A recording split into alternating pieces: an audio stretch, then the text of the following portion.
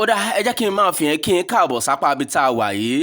À ń sọ̀rọ̀ nípa àwọn gbajúgbajà tí ò sí láyé mọ́, yálà òǹṣeré sinimá ni o, òǹkọrin ni o, tàbí akéwì tàbí àwọn èèyàn ńláńlá tí wọ́n ti wọ káàlẹ̀ sùn lọ.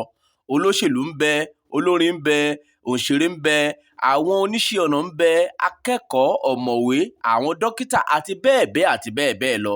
Tá a bá wá ní ká sọ̀rọ̀ nípa àwọn tó ń bẹ láyé tí wọ́n dẹ̀ ń ṣe dáadáa, kò burú bẹ́ẹ̀ náà ni ò léèwọ̀ o. Ìdí ẹ̀ nìyẹn tá a ṣe wò pé ẹ jẹ́ ká sọ̀rọ̀ nípa ọ̀kan pàtàkì lára àwọn tí wọ́n ń kọ orin fújì káàkiri àgbáńlá ayé, àwọn tí wọ́n ń kọrin fújì lórílẹ̀‐èdè Nàìjíríà. King Dr. Saheed Osupa. Ta ni Saheed Osupa? Báwo lẹ ṣe mọ̀ ọ́ sí? Ǹjẹ́ mọ̀ pé òǹṣeré sinimá náà ni Saheed Osupa? Ǹjẹ́ mọ̀ pé gbajúgbajà òǹkọrin fújì yìí ó ti pẹ́ gan tó ti ń kọrin fújì? Kí ni tẹ́ lè sọ nípa King Dr. Saheed Osupa? Irú aáwọ̀ àbí àìgbọ́ra ẹni yé wo ló ń bẹ láàrin King Dr. Saheed Osupa àti Alhaji Wasiu Alabi Pasuma tí gbogbo èèyàn tí wọ́n mọ̀ sí ọ̀gá ńlá fújì?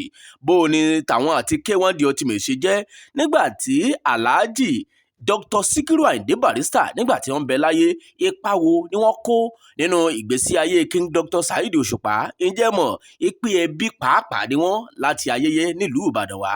Ẹ mú kàlẹ̀ tó tọmọta ìkú tí ṣe bálẹ̀ tọrọ kẹ̀jẹ́ àjọ gbèsèrà wa létí ká sọ díẹ̀ nípa King Dr. Saheed Osupa. A bí King Dr. Saheed Osupa ní ọjọ́ 7 oṣù kẹjọ ọdún 1969. Ìyẹn ni pé bá a bá ní káàkálé ní ìjẹta ìrìn 54 years ní báyìí, ọdún 450 54 years lọ́dún 2023 tá a wà nínú ẹ̀ yìí. Orúkọ rẹ̀ gangan ni Akórèdé Saheed Babátúndé Òkùnọlá.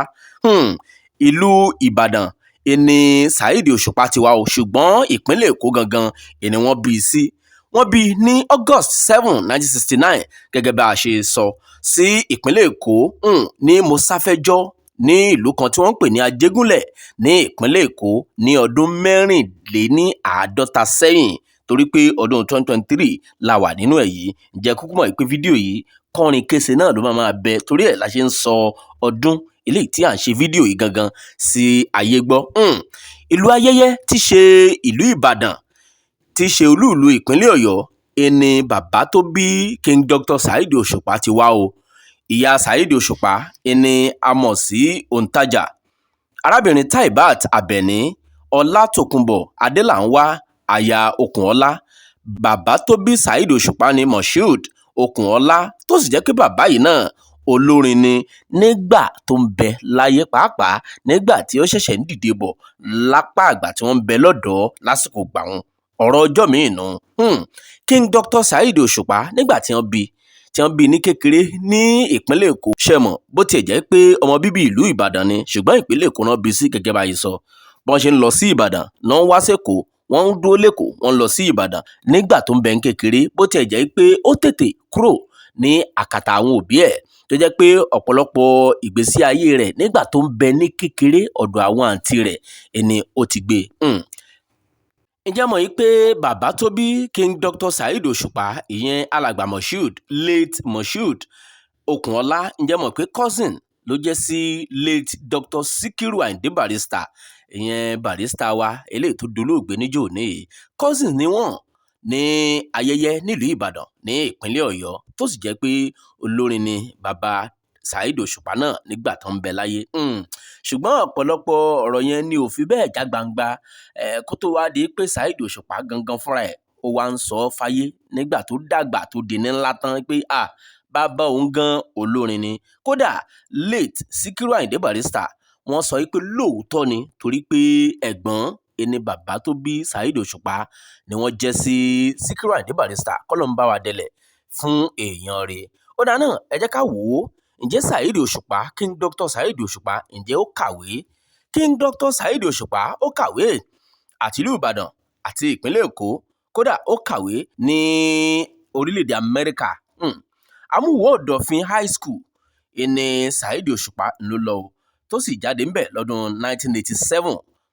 Bákan náà ni ó lọ sí Polytechnic Ìbàdàn, ilé ẹ̀kọ́ gbogbo nìṣe eléyìí tó fìkàlẹ̀ sí ìlú Ìbàdàn tí ṣe olúùlú ìpínlẹ̀ Ọ̀yọ́. níbi tó ti lọ ṣe national diploma rẹ̀ ìyẹn ND.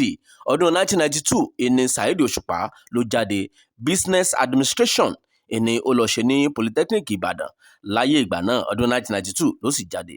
Bákan náà ìní àríkà àrígbọ́ bẹ́ẹ̀ náà lárímọ̀ pé King Dr. Saheed Osupa ó tún padà lọ rèé ṣe kọ́ọ̀sì kan tá a mọ̀ sí political science ní University of Ibadan UI ní ìpínlẹ̀ Ọ̀yọ́. Ọdún 2022 oṣù kínní ni ó parí gbogbo yẹn tó dẹ̀ láǹfààní àti gba BSc rẹ̀. Bákan náà ló kàwé ní orílẹ̀-èdè America International College. Bákan náà ni ó kàwé lápá abẹ̀hún náà tó dẹ̀ láǹfààní àti kọ́ ẹ̀kọ́ nípa networking operations ìyẹn ní orílẹ̀-èdè Amẹ́ríkà àti bẹ́ẹ̀ bẹ́ẹ̀ lọ. Ọ̀pọ̀lọpọ̀ àwọn ẹ̀kọ́ ẹni King Dr. Saheed Osupa ẹni ó kọ́, ṣùgbọ́n ìwọ̀nba eléyìí tí a lè mẹ́nubà náà nìyẹn lábala ti ìwé kíkà. Gbajúgbajà àti ìlú mọ̀ọ́ká òǹkọrin fújì ẹni King Dr. Saheed Osupa o, gẹ́gẹ́ bí gbogbo ayé ṣe mọ̀. Tá a bá wá ní káàkiri ní èjẹta ìrìn, tá a bá ní ká máa tọ́ka ọ̀pọ̀lọpọ̀ àwọn olórin fújì tó ń bẹ ní àgbáńlá ayé, tá a bá ní ká máa tọ́ka àwọn òǹkọrin fújì tó ń bẹ ní orílẹ̀-èdè Nàìjíríà, bá a bá ní ká dàálẹ̀ ká tún ṣà, kò sí bẹ́ẹ̀ ṣe fẹ́ kà á, kò sí ní tẹ́ ẹ fẹ́ fi pín, criteria wo lẹ fẹ́ fi pín tẹ́ ẹ̀ ní dárúkọ King Dr. Saheed Osupa kó tó di pé ẹ dárúkọ èèyàn 4 tàbí 5 nínú gbogbo àwọn tó ń kọ fújì káàkiri orílẹ̀-èdè Nàìjíríà àti káàkiri gbogbo àgbáńlá ayé. Ibikíbi yòówù tí wọn ìbá àti máa kọ fújì, ẹ dárúkọ Saheed Osupa. Tẹ́ ẹ bá ní kẹ́ ẹ máa bẹ̀rẹ̀ sí ní dárúkọ 4 àkọ́kọ́ ó ń bẹ nínú wọn. Ẹ̀yin o, kò sí ní tẹ́ ẹ fẹ́ fi kún, kò sí ní tẹ́ ẹ fẹ́ fi pín, kẹ́ ẹ fi kún, kẹ́ ẹ yọ kúò gbogbo criteria tó hùn kẹ́ ẹ lò. King Dr. Saheed Osupa ẹ dárúkọ ẹ kó tó di pé ẹ dárúkọ àwọn 4 sí 5 eléyìí tí wọ́n ń kọrin fújì ní orílẹ̀-èdè Nàìjíríà àti káàkiri gbogbo àgbáńlá ayé. Ṣàṣà níbi tí olórin fújì ò sí o. Olórin fújì ó ń bẹ ní Kano láti apá àríwá ìyẹn north lórílẹ̀-èdè Nàìjíríà. Olórin fújì ó ń bẹ ní apá alẹ̀ Ìgbò kódà tó fi di Anambra. Àbí ẹ gbọ́ nípa ẹni tó ti fi ìgbà kan rí jẹ́ òǹkọrin fújì ṣùgbọ́n tó ti dolóògbé báyìí, Sunny Adéṣọ̀kan. Ọmọ iná tó ń kọ fújì ni, kì í ṣe Yorùbá, ọmọ Ìgbò ni. Bákan náà àbókí tó ń kọ fújì ẹ̀gbọ́kọ́ àwọn méjèèjì yẹn wọn ìṣọmọ Yorùbá, wọ́n dẹ̀ ń kọ fújì. Ìyẹn túmọ̀ sí pé àwọn tí wọn kì í ṣe Yorùbá náà pàápàá wọ́n máa ń kọrin fújì, ṣùgbọ́n èdè Yorùbá ìní orin fújì ló dùn gbé jáde.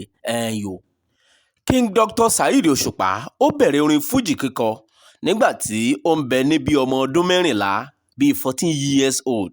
Ìní ó ti bẹ̀rẹ̀ orin fújì ní máa kọ ní pẹ̀rẹ̀ǹgbà náà. Bá a bá ní ká wo ọdún náà, ọdún 1983 gangan ìní King Dr. Saheed Osupa ló bẹ̀rẹ̀ orin fújì kíkọ. Ẹ mọ̀ lọ́mọdé ńgbà náà ká gbérin lẹ́yìn oríṣiríṣi eléré, ká kọwéré eléyìí tí ó gbàlúgbàgbòrò ńgbà náà. Ṣe bẹ́ẹ̀ àkúkú mọ̀ gẹ́gẹ́ bí wọ́n ṣe máa ń sọ pé wéré tẹ́ rí yẹn lòdì fújì. King Dr. Saheed Osupa oríṣiríṣi orin ló máa ń kọ ńgbà náà, débi pé bó bá ń gbérin lẹ́yìn eléré báyìí, bó bá ń dá akọrin báyìí, àwọn tí wọ́n bá ń rí ńgbà náà wọ́n á máa wò pé èèyàn ni ó ń fi ohùn lọ́mọdé ara yìí ló fi ń kọ fújì tó yìí, tó sì jẹ́ pé ọ̀pọ̀lọpọ̀ àwọn èèyàn ni wọ́n máa ń kan sára sí i, bẹ́ẹ̀ náà ni wọ́n máa ń pàtẹ́wọ́ fún o ìpè ọ̀dọ́mọdé eléyìí tó ń kọ fújì lọ́dún 1983 láti àsìkò yẹn, tó sì jẹ́ pé ó ń ṣe dáadáa.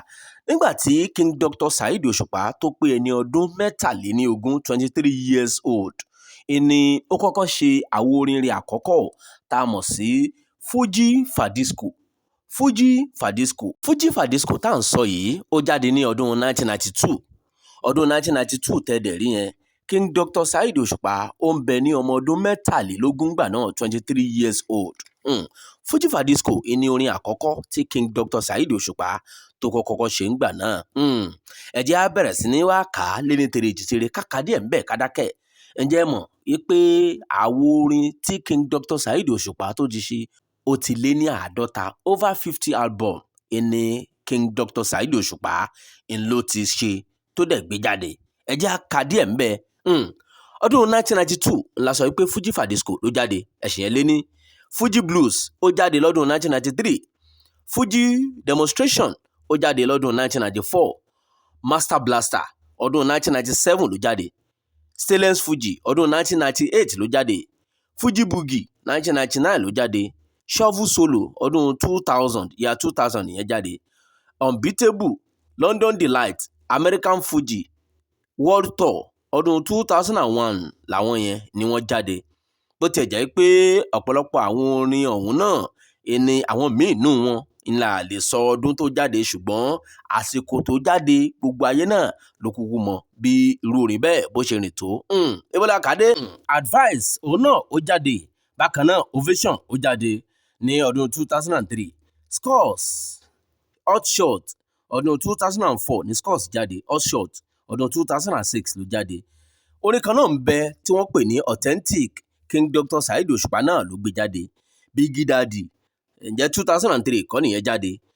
Àwọn orin kan ń bẹ tó ń pè ní Champions Saheed, Champion King Dr. Saheed Osupa náà ń ló gbé jáde.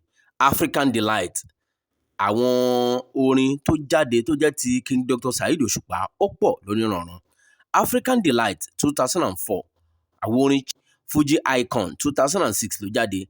Respect and Reliable 2-in-1 àkọ́kọ́ gbọ̀n pé èèyàn ń ṣe àwọn orin méjì papọ̀. Respect and Reliable ní ọdún 2005 ìní King Dr. Saheed Osupa ìní ó gbé yẹn jáde.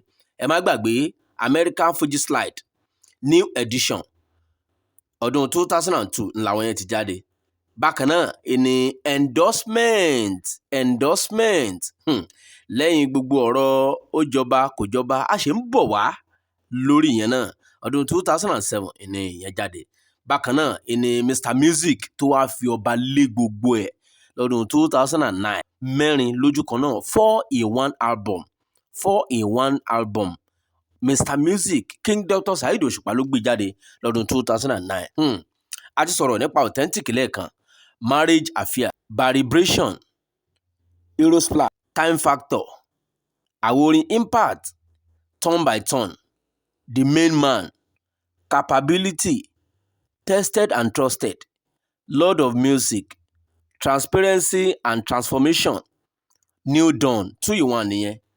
New Resolution, See Caution, Guaranteed ọdún 2015 nìyẹn jáde.